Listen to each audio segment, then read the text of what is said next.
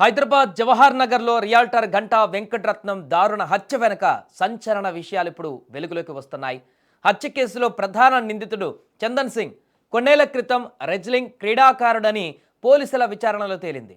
2 నెలల క్రితం ఒక భూ వ్యవహారం, బ్యాంకు రుణం వ్యవహారంలో వెంకటరత్నం, చందన్ సింగ్ ఇరు వర్గాలు జోక్యం చేసుకున్నారు. ఈ క్రమంలోనే తన తండ్రి మరణానికి వెంకటరత్నం ప్రధాన కారణమని చందన్ సింగ్ తెలుసుకున్నాడు. అప్పటి నుంచి కక్షతో రగిలిపోతూ 3 నెలల పాటు రెక్కీ చేసి స్నేహితులతో కలిసి వెంకటరత్నంను అతి దారుణంగా చంపినట్టు పోలీసులు గుర్తించినట్టుగా సమాచారం. ఇక బ్యాంకు రుణం విషయంలో గొడవ, నగరంలో రియాల్టర్గా చలామణి అవుతున్న గంటా వెంకటరత్నం కొన్నేళ్ల క్రితం హైదరాబాద్కు వచ్చాడు. పాత బస్తీకి చెందినటువంటి రౌడీ షీటర్ సుదేశ్ సింగ్కు అతడు ప్రధాన అనుచరుడిగా ఉండేవాడు. అతడి ఎన్కౌంటర్ తర్వాత వెంకటరత్నం స్థిరాస్తి వ్యాపారం చేశాడు. 2 ఏళ్ల క్రితం ఒక స్థలం, బ్యాంకు రుణం విషయంలో వెంకటరత్నం అనుచరులకు గోషామహల్కు చెందిన కొందరితో వివాదం ఏర్పడింది. ఇందులో జుమేరాత్ బజార్కు చెందిన చందన్ సింగ్ జోక్యం చేసుకున్నాడు. ఈ క్రమంలోనే వెంకటరత్నం చందన్ సింగ్తో ఫోన్లో మాట్లాడాడు. వివాదం పరిష్కరించే క్రమంలో ఇద్దరి మధ్య మాట పెరిగి సుదేశ్ సింగ్ ఎన్కౌంటర్కు సమాచారం ఇచ్చింది తానేనని వెంకటరత్నం చెప్పాడు. నీ తండ్రినే ఎన్కౌంటర్ చేయించా, నీకు అదే పరిస్థితి వస్తుందో అంటూ హెచ్చరించాడు. దీంతో అప్పటి నుంచే వెంకటరత్నంని చంపేందుకు ప్లాన్ వేశాడు చందన్ సింగ్. దీనికి తోడు సుదేశ్ సింగ్ కొన్ని ఆస్తులకు బినామీగా వెంకటరత్నం ఉండేవాడని, తన తండ్రి ఆస్తుల్ని ఇతడు స్వాధీనం చేసుకున్నాడని మరింత రగిలిపోయాడు.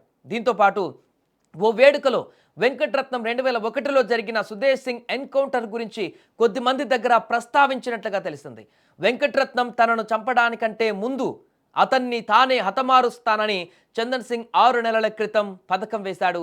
3 నెలల నుంచి స్నేహితులతో జవహర్ నగర్లోని సాకేత కాలనీ సహా వివిధ ప్రాంతాలలో రెక్కీ చేశాడు. ఈ నేపథ్యంలోనే తన స్నేహితులతో కలిసి వెంకటరత్నంను దారుణంగా హత్య చేశాడు. స్కూల్లో తన పాపని దింపి వస్తున్నటువంటి క్రమంలోనే ఆ బైక్ పైన వెంబడించి అప్పటికే పక్కా వ్యూహంతో రెక్కీ చేస్తూ తన వెంటే ఉదయం నుంచి కూడా ఫాలో అవుతున్నటువంటి వీరంతా కూడా చందన్ సింగ్తో పాటు అతని స్నేహితులు ఒక ప్రాంతం వద్దకి చేరుకోగానే వెంటనే ఆ యొక్క బైక్ని అడ్డగించారు. పూర్తిగా బైక్ను చుట్టుముట్టి తెచ్చినటువంటి ఆయుధాలతో, కత్తులతో విచక్షణ రహితంగా దారుణంగా పొడిచి చంపడమే కాకుండా తుపాకీతో పేల్చి అక్కడికక్కడే చంపేసి తాను చనిపోయాడని నిర్ధారించుకున్న తర్వాత అక్కడి నుంచి వచ్చినటువంటి ఆటోలో తిరుగు పయనమైనటువంటి సంఘటన ఒక్కసారిగా జవహర్ నగర్లో సంచలనంగా మారింది మొన్న.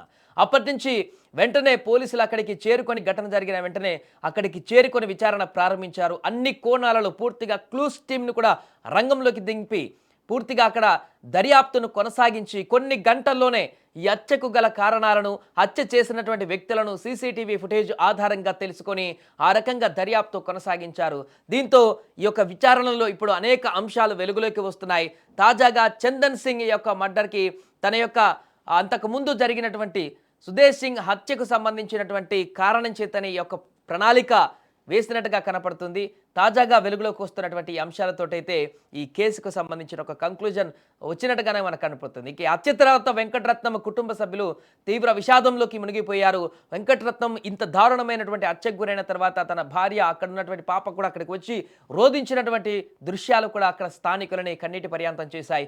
ఏదేమైనా కూడా ఉదయం పూట అందరూ చూస్తుండగానే జరిగినటువంటి దారుణ హత్యకు సంబంధించినటువంటి ఘటన అయితే హైదరాబాద్లో ఒక్కసారిగా ఉలికిపాటుకు గురి చేసింది.